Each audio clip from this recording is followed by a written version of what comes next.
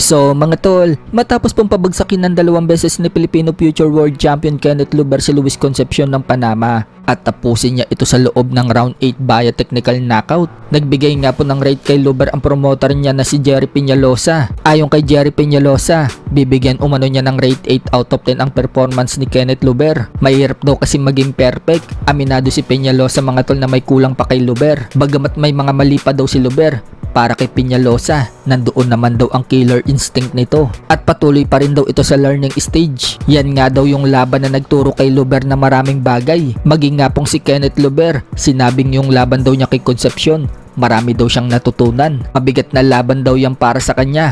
Matibay pa at puno ng experience yung kalaban. Pero pinapangako ni Luber na sa next fight umano niya, pagbubutihin pa niya. Sa kabilang banda naman mga tol, sa November 22 na po magaganap ang laban ni Devin Haney versus WBO welterweight world champion Brian Norman Jr. sa Riyadh, Saudi Arabia. Pinakitaan nga po ni Brian Norman Jr. si Devin Haney na malupit na jumping rope. Ang galing pala mag-jumping rope na itong si Brian Norman Jr. May mga nagsasabi mga tol na mukhang dyan na daw matutulog si Devin Haney kay Brian Norman Jr. Pero para kay former world champion Regis Prograis na tinalo na din ni Devin Haney, sinabi niyang papabor daw siya dito kay Devin Haney. Kung ilalagay daw niya yung pera niya, ipupusta daw niya yan kay Devin Haney. Nakalaban na daw niya si Devin Haney at magaling na boxer daw talaga ito. Alam daw ni Devin Haney kung paano hindi tamaan. Gagamitin daw ni Devin Haney ang paa niya dyan sa laban na yan, katulad ng ginawa sa kanya at ginawa dito kay Ramirez. Mas dihamak na mas maganda din umano ang resume ni Devin Haney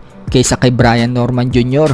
Kaya para sa kanya mga tol, pabor siya kay Devin Haney. Sa ibang banda naman mga tol, matapos pong umabot ng hanggang round 12 si Sam Goodman kay WBA featherweight world champion Nick Bull sa laban nila noong linggo na nagtapos sa unanimous decision. Sinasabi ngayon ng mga expert mga tol na mukhang may paglalagyan daw itong si Nick Bull kay Naoya Inoue kapag umakyat na daw itong si Inoue sa featherweight division upang labanan siya. Kay Sam Goodman pa lang daw kasi, nahihirapan na daw itong si Nick Bull sa mga consistent jab at kalmadong opensa ni Sam Goodman. Kahit na kulang daw sa speed itong si Sam Goodman, accuracy at explosive power. Paano na lang daw kaya kung si Inoue ang makalaban ni Nick Bull na may bilis, may accuracy at malakas sumuntok. Kaya prediction ng mga expert, kung maglalaban daw itong si Inoue at Nick Bull, malaki ang pag-asa daw ni Inoue na manalo dito kay Nick Bull. Sa ngayon mga tol, sa super bantamweight division pa rin lumalaban itong si Inoue. Inaasahan na aakyat itong si Inoue sa featherweight division next year pagkatapos ng laban nito kay Junto Nakatani sa buwan ng May sa susunod na taon. Sa iba pang balita mga tol,